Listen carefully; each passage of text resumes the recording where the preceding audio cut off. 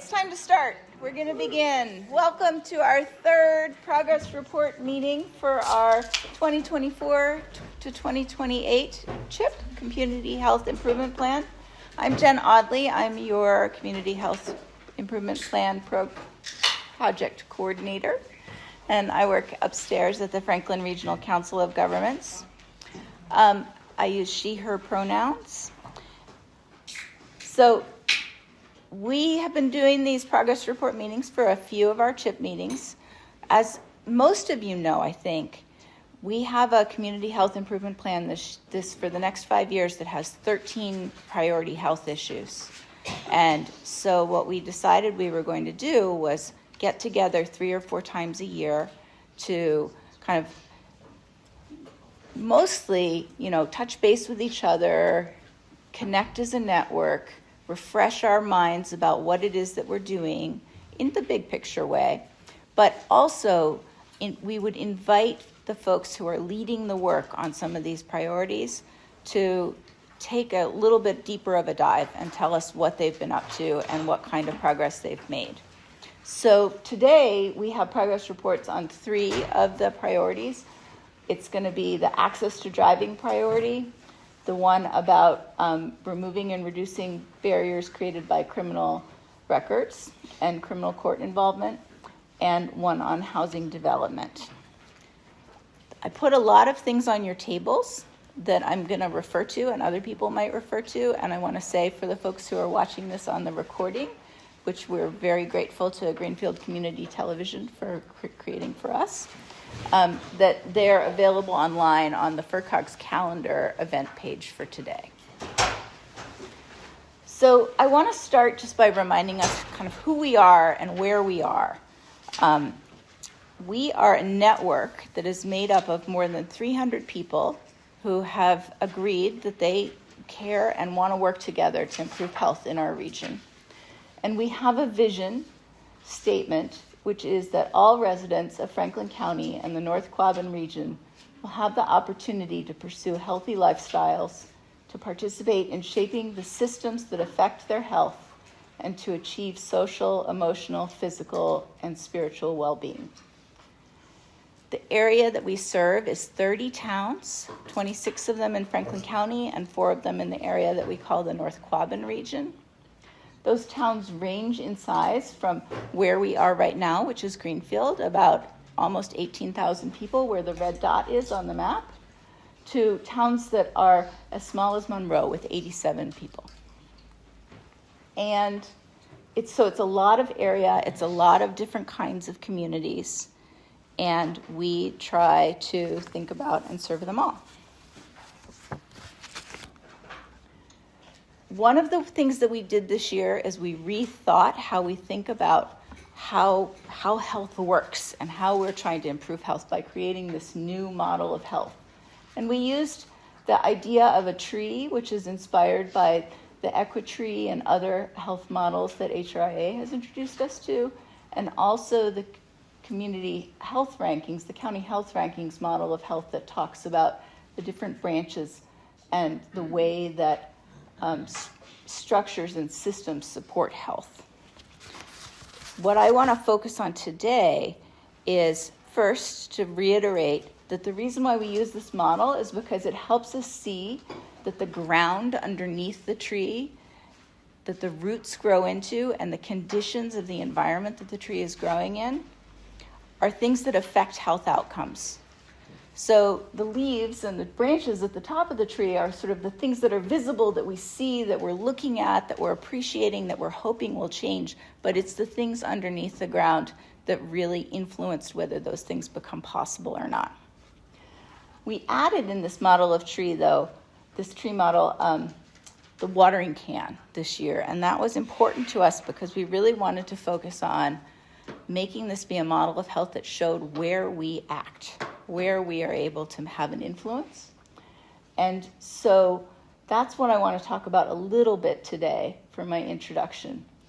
That watering can represents the things that we put in to the system to make it better and our power in the system.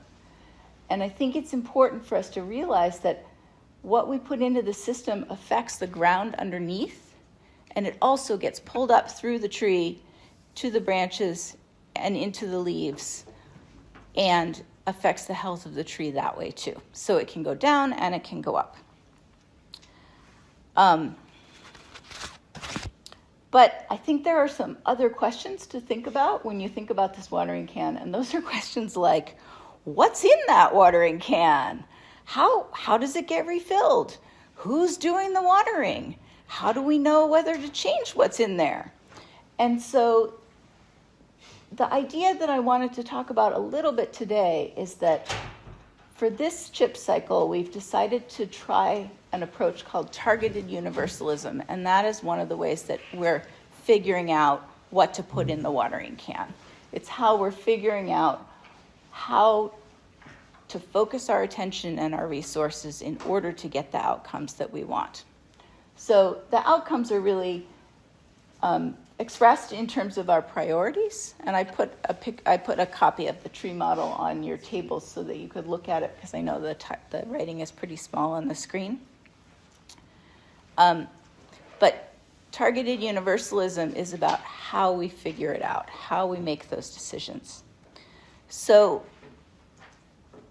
the way that it works is that there are 5 stages that you would go through. The first one is to think about what are goals, what are outcomes, what are things that you want to happen as a community that everyone agrees would be good. And so in some ways, we've done that a bit when we thought about what our 13 priorities would be, but we're doing it again and again and again because it's an ongoing community conversation. Another thing that we have to do is we have to figure out, well, okay, we have these big goals, like, we would like for everyone to be able to get where they need to go in a safe and reliable way. So how are we doing on that? So that's the part where we're assessing general performance. We're using data, we're comparing ourselves with other communities, with other places to see how we're doing. And we have always done that as a CHIP. We have lots of ways of using data to look at how to compare our performance to others as a community. The next step in targeted universalism is to identify groups that are doing better and doing worse than that overall performance goal. And that's where we start with what we often refer to as priority populations. We have a lot of information about groups of people, people who live in places, people who have shared experiences, who are having a harder time achieving health or making it to the goals that we have in mind for our community than others. We also have a lot of information about people who are doing better. And so knowing more, spending more time researching and understanding those disparities helps us figure out the next step, which is, what's causing that? It's researching the structures that are leading to different outcomes for different people and understanding what it is about those structures that we could change. Once we've done all of those things, then we can really choose strategies that will help the people who are the farthest behind make progress. And if they make progress, all of us will make progress towards that universal goal. And then it just goes on and on. Like, we're going to try strategies, we're going to evaluate them, we might tweak them, we might continue them. And so you'll see in our booklet and on the pages that I printed out for you from the booklet about the 3 priorities we're looking for at today, that we've set objectives for the CHIP for each of these priority areas, and we've named specific activities, which are like targeted strategies that we're going to do. But many of them we're going to do for a couple of years, and then we're going to reevaluate. And the people who are doing the work is all of us. We have working groups and study groups. We have a whole network that sometimes we ask for input. we have staff, and we have lots and lots of organizations that are actually really leading the work in some of the different priority areas. But to give you, and I think what you'll see is that in the 3 topics today, this targeted universalism approach comes through in different ways.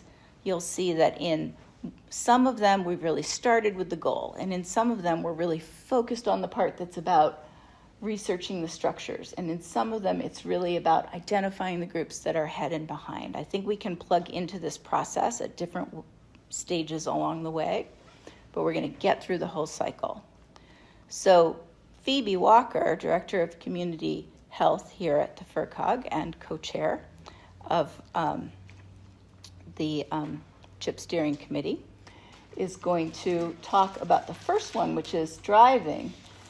But I wanted to show you that if we look at the top of the tree, a lot of the topics that are in the top of the tree are going to be touched on today. And I'm hoping that you can see yourself in this tree as well in your work. So with that, I kind of skipped ahead to introducing Phoebe because I forgot that I had the picture of the top of the tree in there. But I do want to introduce Phoebe and welcome her to tell you about what our study group has been doing to increase access to driving. Thank you. You're welcome. Yay for Jen. What would we do without her? Okay, so very nice to see you all. And I'm here to tell you about what we've done with our driving access priority.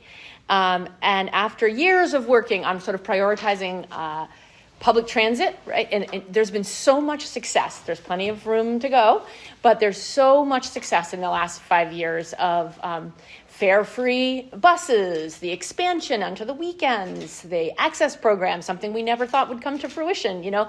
So we decided that in this 5-year cycle, we're going to think about how to help people get access to cars, because there are always going to be people in Franklin County and North Quabbin who will never be served by a bus. It will not meet their needs. And so we went through that exact process that Jen is talking about to think about what does it take to get a reliable car, who's having a hard time getting access to a reliable car or getting their license. And then we set to work. So I'm just going to tell you a little bit about it. So this is a small group that was here at the kickoff of the Access to Driving Study Group, which met for 5 months and included a number of people with personal challenges in getting a license or getting a car, people who work with people who face these barriers, and others. You can see a list of the various organizations here that were participating. And we started with the question, like, how can we figure out how big a problem access to driving is? For whom, and if the problem is no license or no car. And we spent quite a long time doing that, doing sort of an environmental scan of every possible help getting somewhere that exists in Franklin County, who it's for, and in the North Quabbin, of course, who it's for and who is left out of it. And then we ended up settling on 2 particular recommendations. The 2 gaps were help getting a permit for English-speaking adults who've never gotten a license, and financial counseling and some kind of subsidy to allow people who need a car to be able to afford a reliable car as opposed to pouring their precious savings into a car that's then going to die. And so we came up with 2 recommendations for priority work to do, and you can see them there in the recommendation section. There's been a lot of activity since both of these. One was we sadly did not get a grant to the Health New England Foundation that these 3 entities put together. This is folks from Community Action and the CDC and me. And we were working on trying to work a project to work with lending institutions, banks, or credit unions to help provide subsidized car loans if you went through a process at Community Action to get trained to learn about car maintenance and to start saving money toward it. That didn't get funded. We are undeterred. We will try to figure out a way to do it, maybe just by hitting up the banks without a grant. And we're still talking about the possibility of the class happening, even though we weren't able to get enough funding to do the subsidies. So that was that project. And for the permit study group, we are pleased to announce that it's going live in just a few weeks. So you can see on your table, here's our fabulous permit study group design team from left to right. Stacy Langneck from the Brick House, Kia Burton King from Community Actions, Family Center, and Jenna Weld, who's a parent peer ambassador. And this group came up with a very specific suggestion for what we should do to help people, adults who've never gotten their permit. That work is going to begin in February and at Kia's organization. And Kia was intending to be here and give you this update herself, but both her twins are sick today. So that's a bad day. So you can see here, there's been great progress. They've got somebody figured out who will be helping people with the test anxiety part of not passing your permit test, and then a sort of supportive group that will be going through the practice tests together. And we heard this from a lot of people when we talked to them, that actually taking the permit test was a significant barrier for them. And then people who take it will get 2 free runs at the permit test, subsidized by the project too, because it's not free. And if you fail it, if you take it again right away, it's just the same different questions, completely different questions. So the odds are very good that you could pass it the second time. So we're excited for the launch of that project. Does anyone have any questions? You have a flyer for the, is that your question, Jen? Sorry. Yes? Can you say a little bit more about why you chose to focus on English-speaking users? Oh, yes, I know, it sounded weird, huh? The ACLU locally has a really wonderful program that helps people who speak Spanish as a first language study for the permit test and get support in learning to drive. Yes?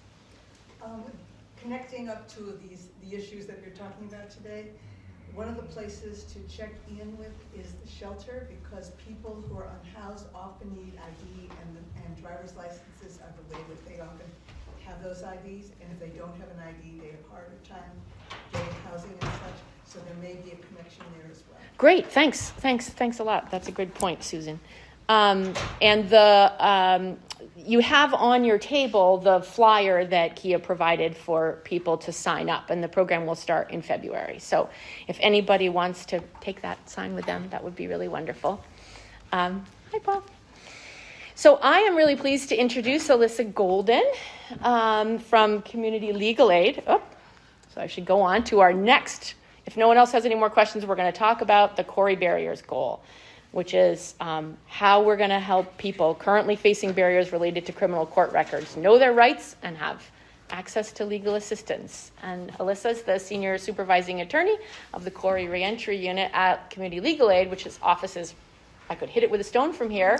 Yes. Yay, that you're a full-time office in Franklin County, and you're a Franklin County resident. Yes. So welcome. Yeah, thank you. This is how you move the clicker. I don't have a. You don't need a clicker. I don't even need a clicker. She's got it all. So hi everyone. I'm usually based out of our Northampton office. For those of you who are not familiar with Community Legal Aid as an organization, we're the free civil legal services organization serving all of Central and Western Mass all the way to the New York border. So we have offices in Worcester, Springfield, Fitchburg, Northampton, Greenfield, and Pittsfield. And we handle a wide range of civil legal issues. So we don't represent people in ongoing criminal cases, but what I'm going to talk about is the work that we do supporting folks with legal issues that result from involvement with the criminal court system. And obviously the two other things that are being discussed here today invoke some issues related to the criminal court system that are issues that we are working on. So I would say the legal issues that we work on the most relate to housing and employment and educational related barriers, denials because of criminal records. So often in our work, what that looks like is somebody or a family or an individual has been on a wait list for public or subsidized housing for quite some time. As we all know, you can sit on those wait lists for years, gets to the top of the wait list and then is issued a finding of ineligibility because of their CORI, which is just Massachusetts criminal record. Oftentimes those notices aren't nearly specific enough, and so they'll say something like, you're ineligible because past behavior, if repeated, could pose a risk of harm to tenants, employees, or the property, right? Something that's sort of very vague and doesn't point to anything in particular in terms of what might be on somebody's criminal record that the housing authority is talking about. So that's the point at which our office can get involved. A lot of community partners in Franklin County send folks our way. We have direct referral systems set up with a lot of community partners so that we can also sort of reduce the barriers that people face in accessing legal assistance. So we have our general intake channels. Obviously, those are very important. And a lot of our units cannot accept a lot of direct referrals because they don't have the capacity, right? As you can imagine, our housing unit, for example, handling all eviction defense work, unfortunately, you can imagine that unit is operating at capacity most of the time. We have the privilege, and I'm hoping to continue to be able to do it as long as possible, of being able to accept direct referrals. So really what that looks like is we have a form that we use with partners. They'll fill it out with an individual who's looking for assistance with something that we do in the criminal records unit. That gets sent to me, and then I have the intake process opened and assigned to an attorney in the unit. So in the housing context, people have the right to appeal public and subsidized housing denials because of criminal records issues. That includes, public housing units, subsidized housing units, mobile vouchers, like Section 8 vouchers, MRVP vouchers. And the appeal process looks a little different depending on the nature of the housing program. There are some really common misconceptions about when you can and can't appeal these denials. And so I always feel like it's important to try to make it very, very clear. So if you're, if this is a situation for you or if you are hearing about this, there are very few kind of permanent mandatory bans on accessing public and subsidized housing in the criminal records realm. So that there are permanent mandatory bans for certain sex offense convictions, and then if you have ever been convicted of, and this is very particular, producing methamphetamines in federally funded housing. Okay, those are the only two. Everything else is appealable. We absolutely encourage people to take advantage of those appeal rights. We understand that sometimes, particularly if you're in a housing search, if you will receive a denial, you're going to move on, right, and try to get housing in the next place because people don't have the capacity necessarily to continue applying for apartments while also trying to follow through with an appeal process with a housing authority, right? It's a lot to take on, particularly if you're experiencing housing instability or you're currently unhoused. So that's a great time to send folks our way. Once we're involved, we're assessing what on the person's criminal record is actually being used as the basis for the denial. And a lot of times, folks that we represent have criminal records that are directly related to substance use or alcohol use disorder or mental health related diagnoses that kind of led to interactions with the criminal court system. And I raise that because there are protections in place under state and federal laws for folks who have criminal records that are directly related to a disability. Because as we know, people cannot be locked out of housing opportunities because of something disability related. And so there's a process to go through to show verification to housing providers that the criminal record that they're using to issue a denial is directly related to a disability and therefore shouldn't be used against them. In the context of substance use disorder, for example, which obviously is very, very common, I usually tell folks probably 70-ish% of people that we represent in public and subsidized housing denials because of criminal records are folks who are in recovery. So if somebody is not actively using substances and has a criminal record, that's a direct result of of active substance use, then they qualify as a person with disabilities for this purpose. And so that is a protection that we rely on all the time. It's an incredibly strong one. It's a really important one for folks who are seeking permanent affordable housing. So somewhat similarly, in the employment context, there are certain types of jobs that if you apply, there are state agencies that are making the ultimate determination about suitability.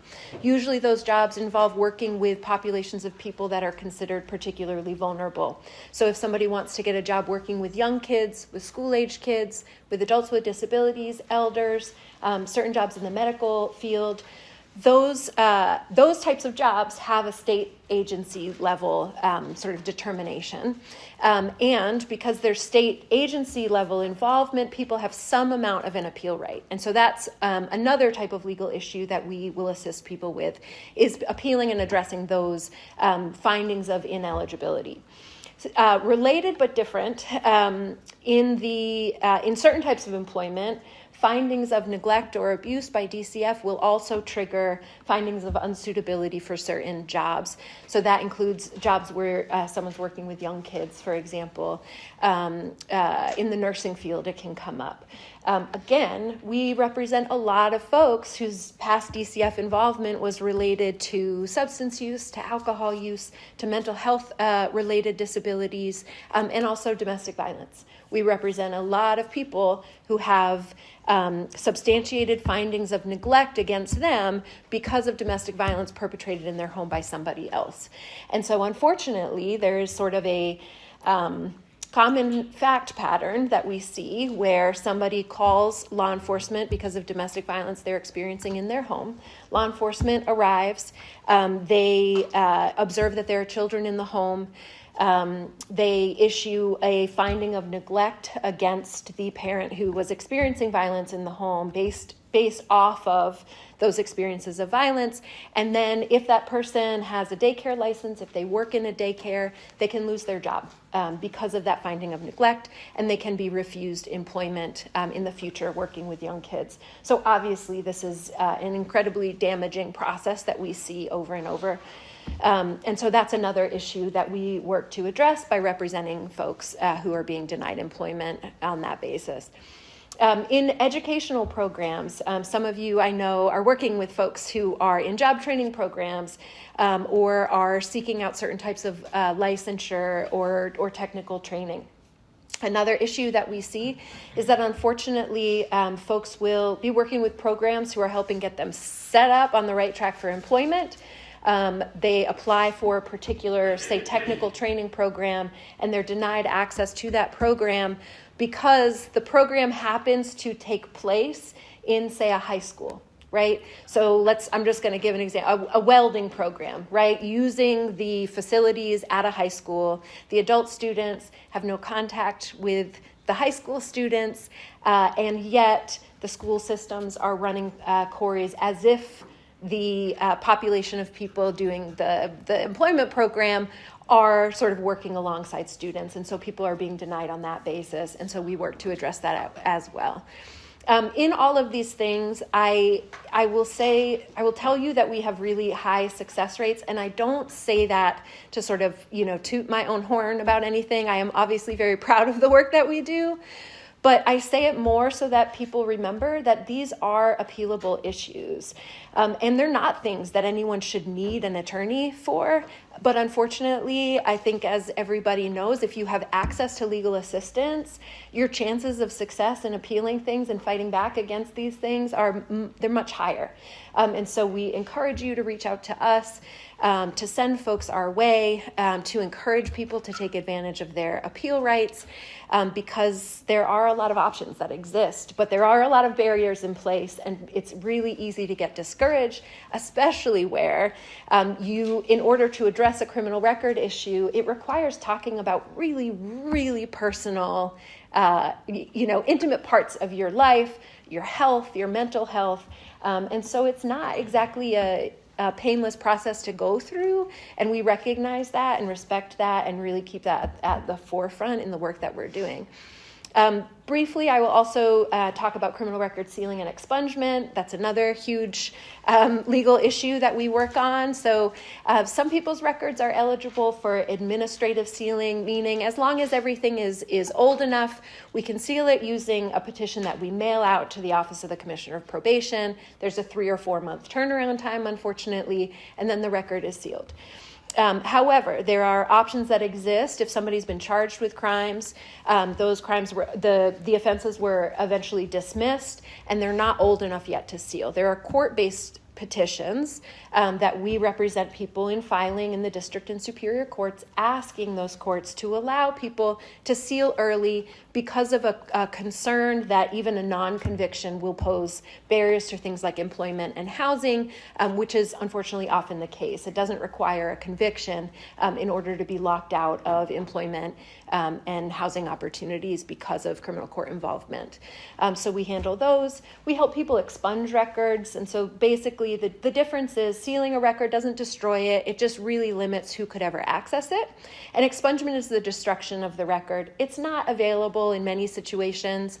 If somebody has offenses on their record that are no longer crimes in Massachusetts, so the most common one everyone thinks of is certain marijuana-related offenses, but also possession of a hypodermic needle used to be a crime in Massachusetts. It's not anymore, and so that's expungible.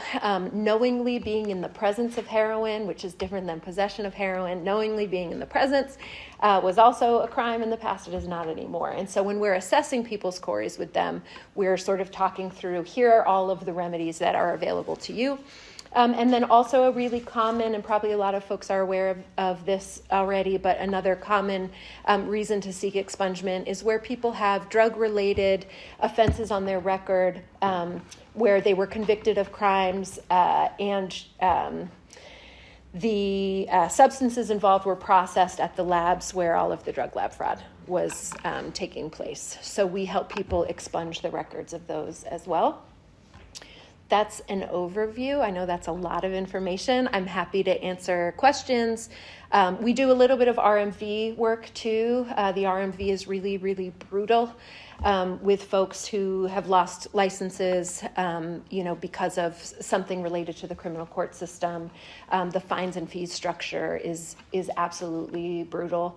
And so it's definitely something that we are looking at and working on figuring out how, in our capacity, we can help people address those issues as much as possible. Any questions for me? I just have one question, Yes. which is, given the knowledge that you could sit on the waiting list for 2, 3, 4 years, Mm-hmm. and then you finally get to the top of the list and you're denied, is there a way for us to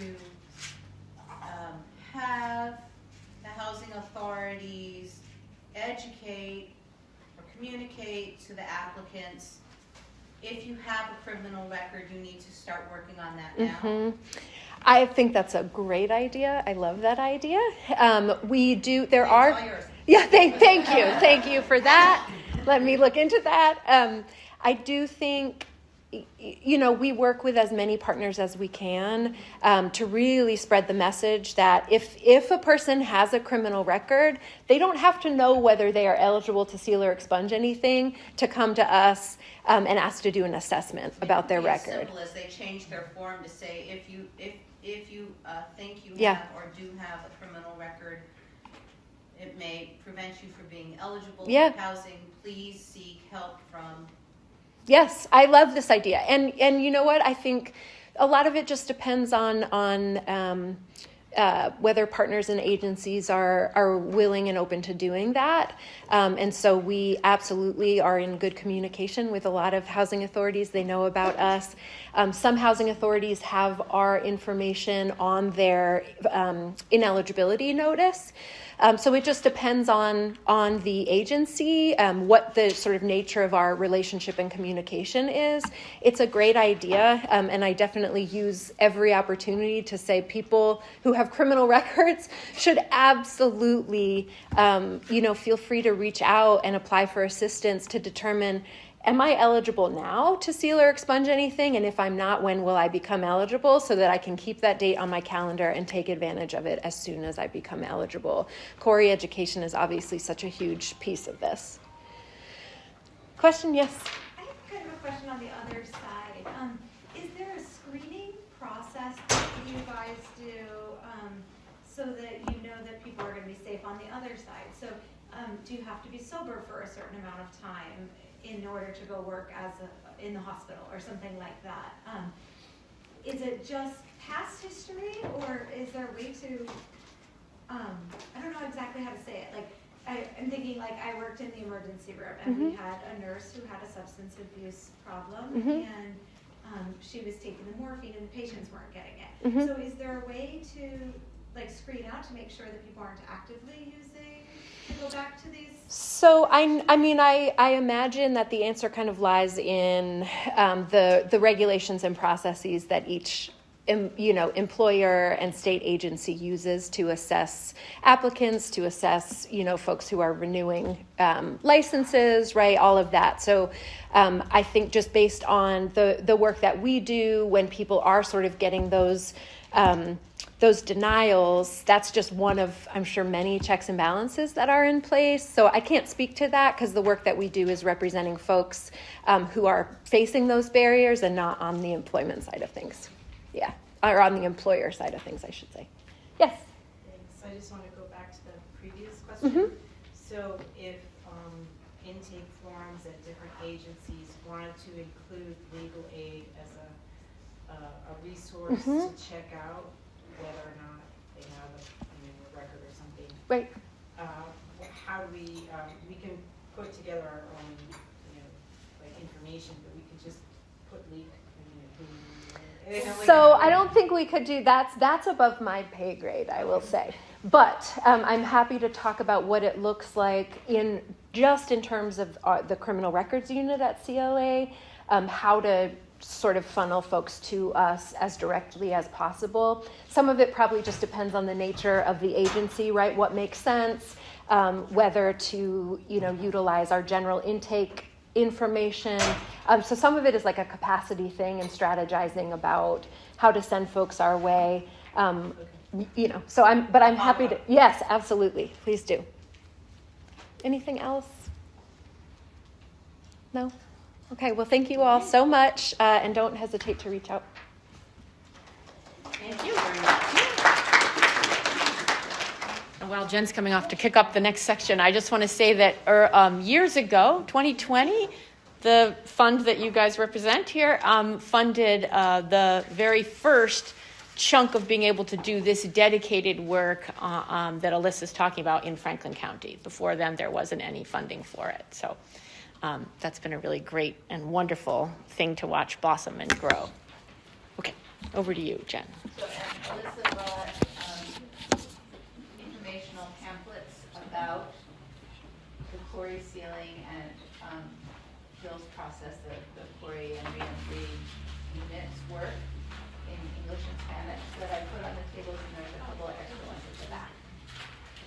So I want to thank Alyssa and Phoebe both for talking about their work, and I want to build on what Phoebe just said and point out that the work that Alyssa spoke about started with the Community Health and Healthy Aging Fund's project that we call Improving Housing to Improve Health, which has been a really interesting collaboration between several different departments at the FRCOG, the Franklin County Regional Housing and Redevelopment Authority, Rural Development, Inc., CHAPA, and Community Legal Aid, with support from the Opioid Task Force.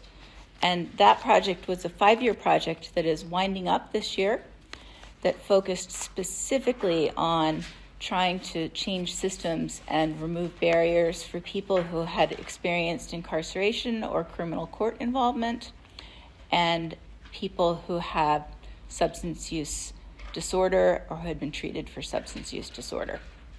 So now we're sort of moving forward in our next chip, building on that foundation and continuing to think about criminal records and criminal court history and the barriers that those create. And for this first year, you'll see on the table that a lot of the activities that we're talking about are the activities that are the final wave of those improving housing to improve health activities. But Alyssa alluded to some of the other work that has started to come in that might end up being targeted strategies that we want to focus on in the next few years in that topic. So another part of our work with the Improving Housing to Improve Health project has been about building support for local housing development, because it's like a real root problem that we just don't have enough housing for people, and we don't have the right kind of housing for them. So I'm really happy to have Megan Rhodes here today. Megan is the Livability Program Manager here at the FRCOG, and also her colleagues, Andrea Donlin, who's in the back, and our new colleague, Mariah Kurtz, are helping with this project too, but Megan is going to be the presenter. She's going to talk about the part of our work on housing that has to do with housing development. And you'll see that the housing topic is so big that the page on your table about housing has two sides, and it also has two objectives. So one objective is about removing barriers, and the other objective is about increasing housing. So today's the Increasing Housing Progress Report. Megan's going to talk about findings from the recently released Regional Housing Plan for Franklin County. She's going to share some success stories, and hopefully it will inspire you to feel more confident about joining us in advocating for housing development that meets local needs. Thanks, Megan. Jen. All right. I think we have some time for potentially some questions too, so we'll see. Okay, so a very big topic of housing. I'm going to, as Jen mentioned, talk about first our regional housing plan that we just released, kind of lay the landscape of what's going on here in Franklin County these days regarding to housing, and also in terms of what do we need in the future for housing. And then I'll also talk about things that have been happening around the region. How, changing housing can be very expensive. It can take a long time, but we have been seeing change here in the region, and I think it's starting to accelerate even more, which is really exciting. Okay, so we just finished a regional housing plan for Franklin County, and in that plan it has three main goals: to preserve our existing housing here in the region. We have some of the oldest housing stock in the state, so we have great housing. It's got a lot of historic character, but it is aging and deteriorating. We want to make sure we don't lose it, keep what we have already. We want to also preserve the affordability of housing. Some of our housing is very affordable, both naturally and because of subsidies. We want to make sure that we keep those subsidies in place, those deed restrictions, and to make sure that housing that is naturally occurring as affordable is maintained. Sometimes it's naturally affordable because it's not in great condition. We want to make sure that housing stays online and stays in good condition. And then lastly, we have to create new housing. We definitely do not have enough, and we need more.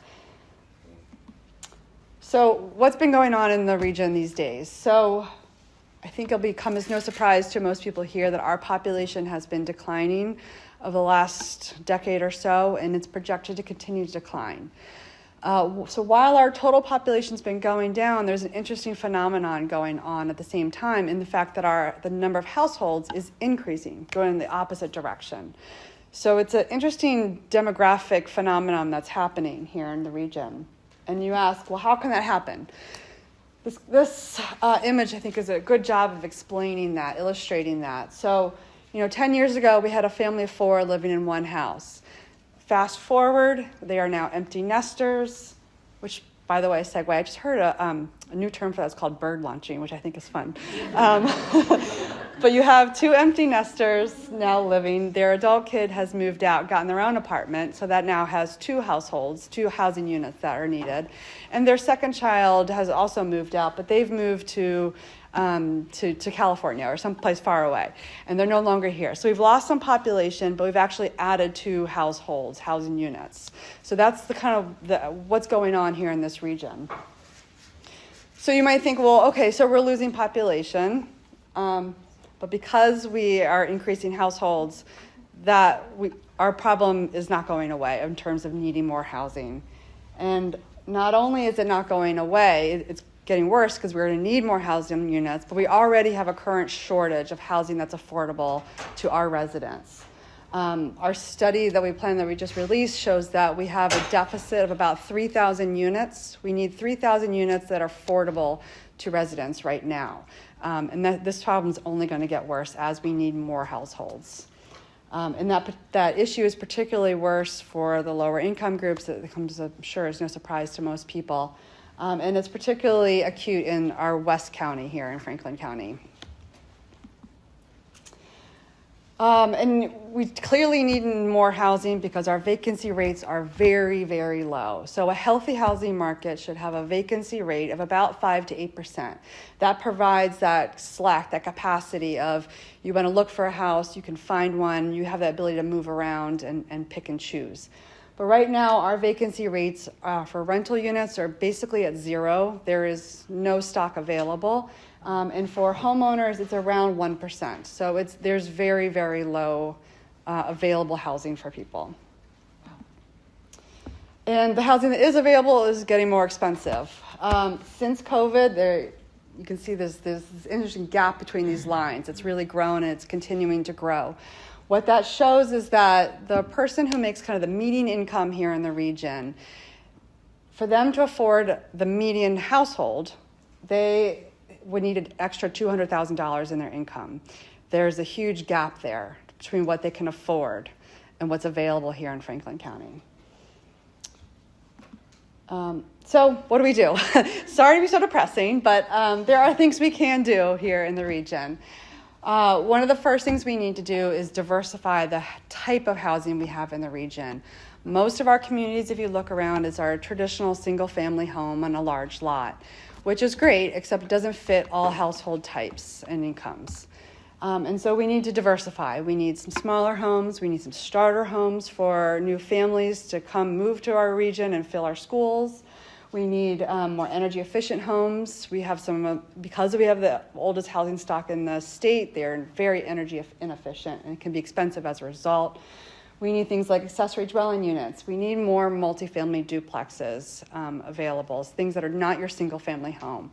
This allows for people to downsize, stay in the region as they get older, younger people to come back after college, find housing that's affordable to them, and keep our population not only stable, but increasing. New construction isn't the only option. We don't have to build huge tracts of subdivisions, which actually we shouldn't be doing anyway because we have great farmland and forest land, which we need to preserve. And so, we can adapt old historic buildings, just like next door here. We can make sure we have resources available to assist those who might just need some accessibility retrofits to their homes to be able to stay there. And then we can do more things like mixed-use buildings, have both commercial and residential. Many of our towns actually don't allow that legally within their zoning bylaws. And so, our big towns like Greenfield and Montague, they do allow that, but not everyone does. And so little things like that can help. When here in the region, because we haven't had a lot of pressure of development, we haven't had a lot of change recently. New housing will be proposed, new types of housing will be proposed, and we often hear a lot of backlash, these myths that might be perpetuated over and over, that housing will be very expensive. It's particularly because of the impact on their schools. There's a lot of different myths, and actually we have them on our website. We've kind of debunked a lot of them. You can find those resources on our website. But one of the big popular ones is schools, the impact on schools. Well, we can't have any more kids. It's going to cost too much. But our schools, if you look at them, are declining. Not only is our population declining, but it's really impacting our school enrollments. And so actually we need more kids to make our towns and schools more financially solvent. One of the biggest tweaks that we can make in kind of the lighter lifts to produce more housing here in the region is to change our zoning at our local municipal level. Right now, most of our communities are zoned to allow for only single-family large lots. And so it's very hard. You have to go through very maybe onerous special permit processes to do anything different. And so this is one of the, in order to have more different types of housing, we first have to make sure that they're allowed. And so this is the kind of the first step we need to do is change our local zoning. So those are some things that we can do, but there are things that are already happening in the region which are very exciting. So recently in Sunderland, Sanderson Place opened, which is a 33 affordable senior units, which is a nice big project here for Franklin County.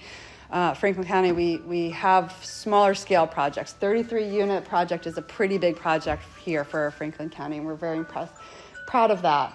In Irving, there's a project in progress on Care Drive near the library and senior center that's going to create 18 units for older adults and 8 townhome units for families, which is also very exciting. So those are larger scale projects. We also have many smaller infill projects that are, using our older existing housing stock. This is an example of which our local affordable housing developer, RDI, took a house in a receivership, renovated it, and is now available for an affordable unit for a family.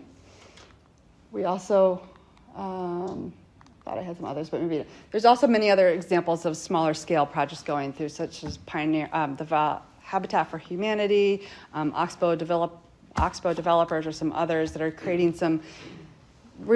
In the downtowns is where we want to promote growth so that people can walk to their pharmacy, to their schools, to their doctors, to their jobs, to transit. And so making sure that we take advantage of those small little lots, that infill opportunities, is really important to making sure that our community fabric is also strengthened. One of the important tools for production of affordable housing at least the municipal level is a policy called the Community Preservation Act. And right now, 9 of our towns in Franklin County, 9 out of our 26 have passed this. And there are several others that are looking into it, maybe seeing if it's a good fit for their communities. It provides funding after a tax levy against property. And what that does is a third of that funding has to be used for affordable housing.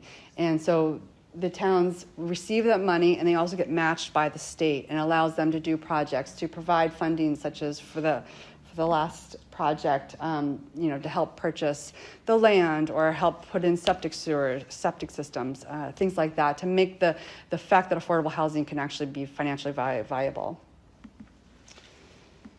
Some upcoming projects which are very exciting is in Montague at the Fair and Care. That was a big building that's now been demolished, leaving a very large lot inside a densely populated area with a lot of potential. Right now, the town is still exploring that potential, but it has some really good, it could accommodate 100 units or more at this point under certain development scenarios. They're still exploring what that could be. Developers are still looking at it to see how that could shake out. But that's a really nice idea, some potential here in the region. Deerfield is also looking to create a bigger project, about 30 to 60 units in their South Deerfield Village Center near their town hall area. That's also using CPA funds that's as a tool to make that project go ahead. And then statewide, there's exciting things happening at the state level. Most recently, the Affordable Homes Act was just passed, and this was a very large bond bill that was just passed that had some sweeping changes and really infused funding into the affordable housing landscape, which we had not seen in a very long time. It's very, very exciting. Most immediately, it's going to make accessory dwelling units by right.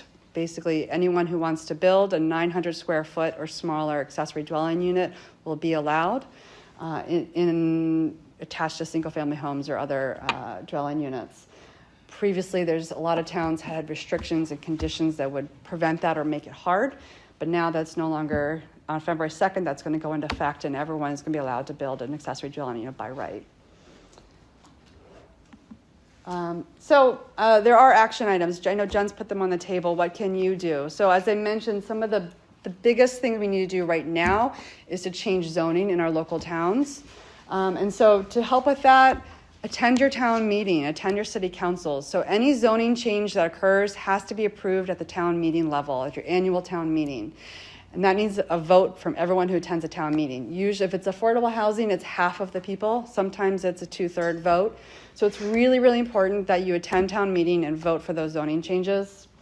And also attend planning board meetings, or check the websites for your town planning board, see what's on the agenda. If there is a public hearing coming up about a zoning change regarding housing, often they're on Zoom, attend it and spread the word so that your planning board and your town officials know that you're in favor of these types of changes. That really does make a huge difference. And then a lot of the information that I presented at the first half of this presentation about the regional housing plan, we've turned into infographics that will be available on our website as resources. Feel free to share those with your friends and your family, your organizations, to let you know that the housing crisis is not going away. Just because we're in Franklin County, housing's not cheaper, and mostly because we have lower incomes as well. It's certainly not more affordable. Let people know we need people, we need housing, we need kids in our schools. And spread the word, inform your neighbors, let everyone know how important this is. So when there's an article in the newspaper about a housing development and people seem to be getting angry, talk to your neighbors and say, actually this might be good for our community. It feels like change, it might be big, but it might be a good thing for us. All right, and then that's all I have on the big topic of housing. I think we have some time, but Jen, I'll let you know if there's any questions, I'm happy to answer them. Yeah. I have a couple questions. Sure. That was a super helpful presentation. Great. It was very easy to understand and follow, because sometimes with housing, I'm like, yes, there was. I get so confused. Like, why can't we just make this happen? I don't get it, So that was helpful. My first question is, you didn't mention the project, Housing Above Wilson's. Is that, where does that stand? That's on its way. I know it just got funding at the state level. That they really needed that funding to move on to the next stage. It's underway. I don't know all the details about it, but it is proceeding as it should be, I believe. And those that we are housing temporarily in hotels, particularly folks from Haiti and so forth, how do they figure into this plan? Will we prioritize trying to find housing for them in our region? I mean, there are sort of the answer to that. That might be out of your Yeah, I mean, so from my perspective, I'm at the very high level. We just need units. I don't care who lives in them. I just want to make sure that you can afford them and that they're safe, healthy, and accessible to you. But our population is declining, and these people are coming in. They want to stay here in our community. We certainly should make sure we welcome them and make sure they have housing. Yeah. And then the zoning law hearings, is there any upcoming things we should be aware of? And can you talk a little bit more about the nature of the resistance to those changes? Yes.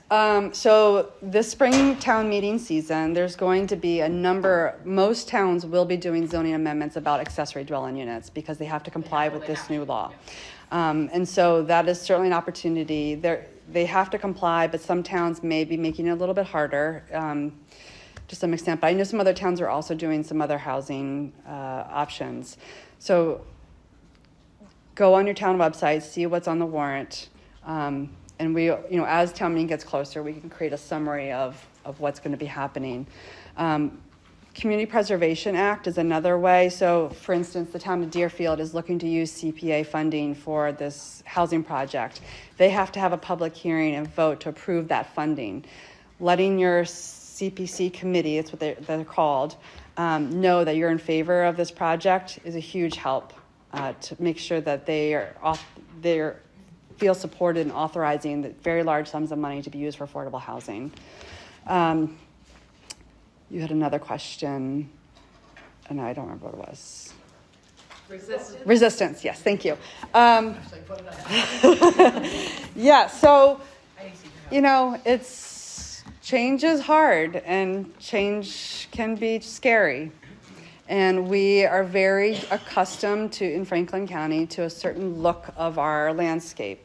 And changing that can be tricky. And, I'm sure there's underlying fears of people who are different from your traditional Franklin County resident coming here if we build multifamily units and oh my gosh, the whole community is going to change. I think there's certainly a factor in there that we need to start educating and dissuading people from that belief. yeah, I'm sure that's also a factor. Yeah. Hey Megan, this is a good presentation. Thank you so much. I was wondering, do you have a sense of which way the winds are blowing in terms of employment trends in Franklin County? That is a great question. So I've been talking to the Chamber of Commerce, and employers would like to move here. And that is also another myth that people say, well, we don't need housing, what we need is jobs. Well, actually, those employers who have been talking to the Chamber of Commerce aren't coming here because they can't find housing for their employees. So we need housing in order to have jobs. So it's a real chicken and the egg, and at the end of the day, we need more housing. Yes. I may be able to answer a bit of Judy's questions.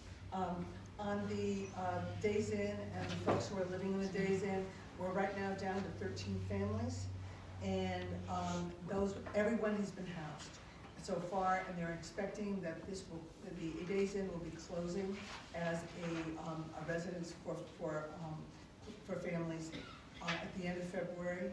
Those 13 families there's active work to place them within Greenfield or close by. So that's all happening.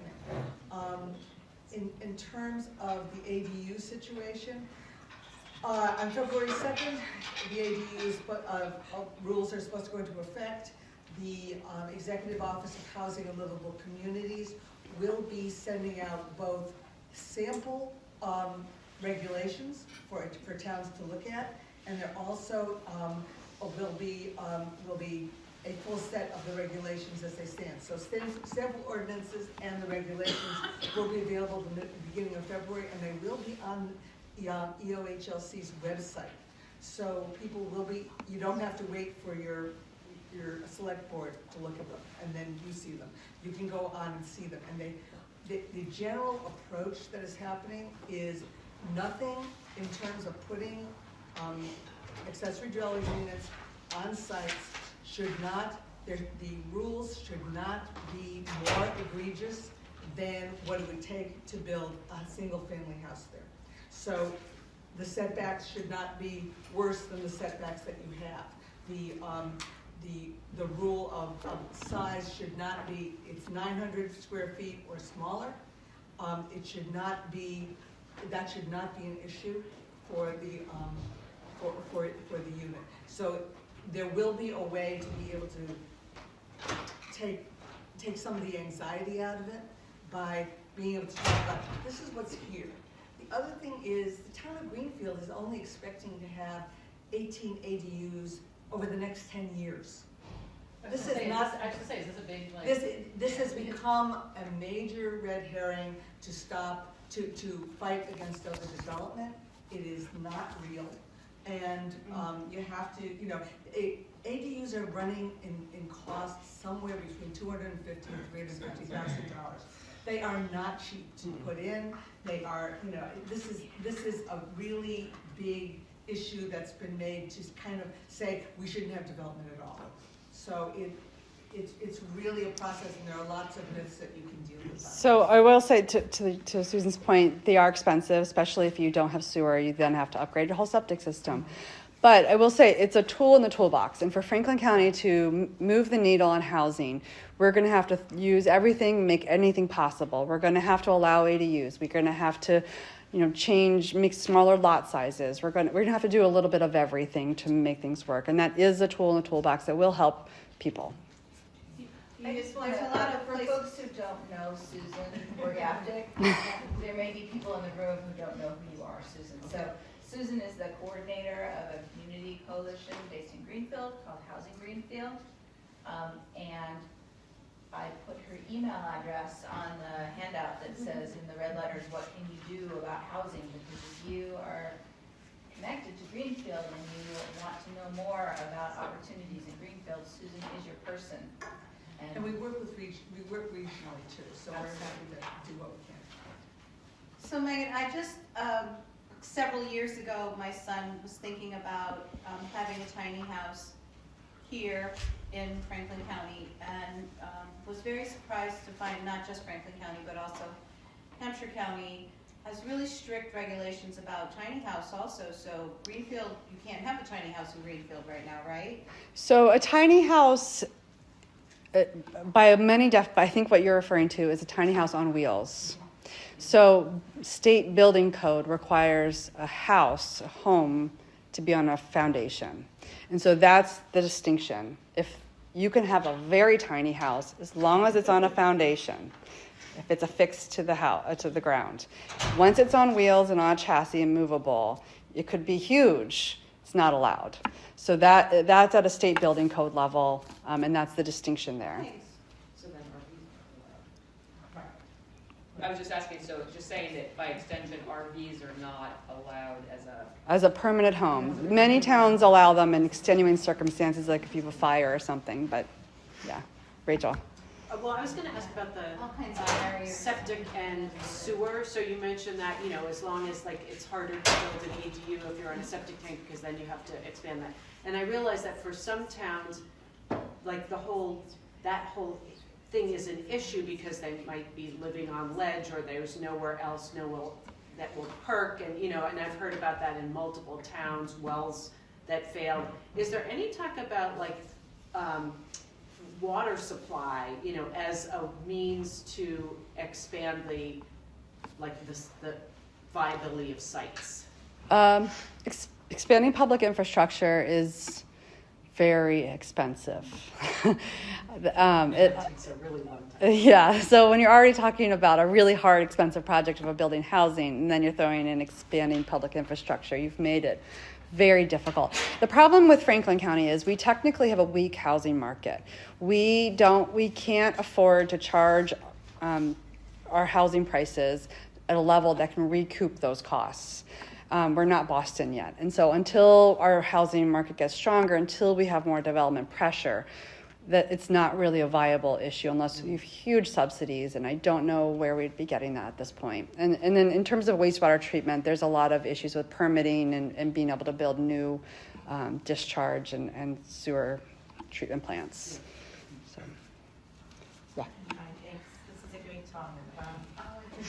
Kind of a related question. So if we're thinking of a town like, say, Orange, there's a lot which could be considered housing stock, like outbuildings, garages, all of that. So converting the zoning is key, but the incentives, because you already have a population or a neighborhood that can't afford it, but you've got everything in place, right? The water, the city, blah, blah, blah. So are there incentives that are going to be like a next step or something like that?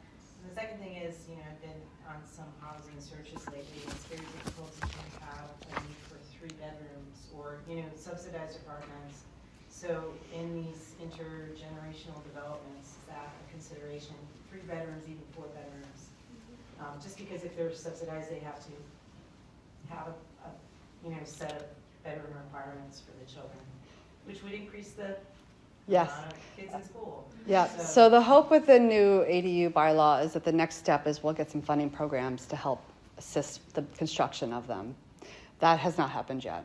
That does need to happen. And then to your point, the state is now changing their regulations and requirements that if you're going to be building affordable subsidized housing, you need to have a certain percentage with so many bedrooms to acknowledge the fact that we have families with kids and they need affordable housing. And they're actually making it harder to do older adult senior housing because the need for affordable housing for families with children is so pressing. Yeah. I just wanted to speak to one of the questions Rachel had about water access and say that we were part of a coalition of local public health people who submitted some feedback to the state around the need to, raise your hand if you have a high efficiency washer. Right? So right now, the septic systems are designed with the assumption that it's when did they start? 90, I think, 85 or 90. So we're using dramatically less water in our houses, but we don't have permission to add a bedroom, because the assumptions of how much water is used per person and that there's 2 people in every bedroom in every house in Massachusetts are built into the code. So that's one of the things that Megan's been pushing at the state level, and that our Coalition of Local Public Health people has been pushing to say, relook at how much water it actually takes for people to live in a house, and then we can think about whether an EDU can be built without adding to the septic system. So, answer that. Susan, yes. I would just like to say to folks that building a coalition around housing is not that hard. And that the coalition here in Greenfield is both city officials, agency people, and citizens. And it works. And if you are in a situation where you can start the process, people really are interested in doing this. We just had a victory last night, so I'm feeling pretty good. We had a zoning victory, and it's going to mean that it's going to be easier for us to build affordable housing here in Greenfield. But I think that this is not that hard. The opposition is there, but the opposition is fear. It is not really. It's not based on anything solid, and you can deal with that fear, because you can show how, if you want your kids to live in the region, the area where you live, you've got to find a place to be able to find housing for them. If those kinds of things. If you want your kids to have jobs, you've got to be able to build housing that will allow people to be in the area and stay in the area and have those jobs. And it is workable. It takes a lot of work. I'm not going to deny it takes a lot of work. But it is possible to do it, and I know my name is here somewhere. If you want to talk with me about it, I'm happy to do that. Let's have Judy take the last question. Yeah, I just want to make a comment that my hope is that as we look to the future and think about advocacy for particular kinds of housing projects, I know the Treehouse Foundation was considering expansion into Franklin County a couple of years ago, and those kinds of intentional intergenerational housing complexes are so essential right now. And loneliness is one of our other CHIP priorities. Housing and loneliness, there are ways to address both of those with creative, innovative housing solutions. And I hope that will be part of our conversation going forward. Thank you. Thank you, Megan. That's all. Yeah, and thank you, everybody. Those were such great questions, and I feel like that was such a great mix of presentations. I want to thank Phoebe and Alyssa again, and follow up on a couple of things. So on your tables, there's a flyer from Bay State Health about community benefit forums that are coming up, and Brittany Rosario is here with us today from Bay State Health. And the one that is about our local hospital, Bay State Franklin Medical Center, is next week on January 23rd. It's virtual. It's from 9 to 10 a.m. It's a chance to be able to hear from the new Chief Operating Officer, hometown person Jody Stack, and also to hear about the hospital's health equity goals for the next few years and their current efforts to advance equity. So if you can go, they would love to see you there. And I hope you will go. I also put on your tables a flyer that has some updates about the connectedness work that we've been doing as part of the CHIP. We reported on that at our last meeting, but a few exciting things have happened since then that I wanted you to know about. One is that Kemma Wilson, CHIP network member sitting over there, is as part of our Project Connect initiative, organizing a workshop and is recruiting participants. Another is that we are collecting ideas about community building that we are going to support with some mini grants, and we also have a work group of people who are reviewing those ideas and deciding which ones to fund, and that work is ongoing. So if you have an idea or know somebody who might have an idea, or if you would like to be a reviewer, get in touch with me. And the third is that Judy Raper from Greenfield Community College has orchestrated a free screening of the documentary called Join or Die that is a sort of retrospective and looking forward at Robert Putnam, who wrote the book Bowling Alone's work, and is about how participating in civic life builds stronger communities and makes people healthier and happier. So that's going to be in March. And March 24th, and I think one of the directors is going to Zoom in and do a Q&A, and we're hoping to create some connecting activities to that. You can also see that documentary on Netflix right now if you happen to have Netflix. I saw it, and I thought it was quite good. Can I make a quick addendum announcement to that? Absolutely. So the Join or Die documentary is going to be shown on Monday, March 24th at 6 p.m. in the Garden Theater, and we will have Director Rebecca Davis Zoom in for a Q&A afterwards. But what I've decided to do also is, because everybody's going to watch this documentary and be like, I want to join an organization. So I also want to do a little fair out. I need to talk to Isaac, so I probably shouldn't announce this officially yet, but I think Isaac will be cool. Have a little involvement fair right after, where you can sign up to learn more about or join an organization, because I think this documentary does motivate you. I mean, probably everyone in this room belongs to 50 clubs already, but for those who don't, that's the hope. Great. I also got a tip from somebody who said that they couldn't get the QR code on the driving study group flyer to work. So I will be sure in the follow-up email that I send to send you a URL that goes to the place to register for that. And we do want to make sure that you have that information. And I want to make sure that you know that the next time we're going to get together as a network is going to be on April 3rd. And our plan is to do updates on the priority that has to do with preventing child sexual abuse, the priority about reducing barriers related to accessing housing, and the priority about increasing access to employment. Thank you all for coming.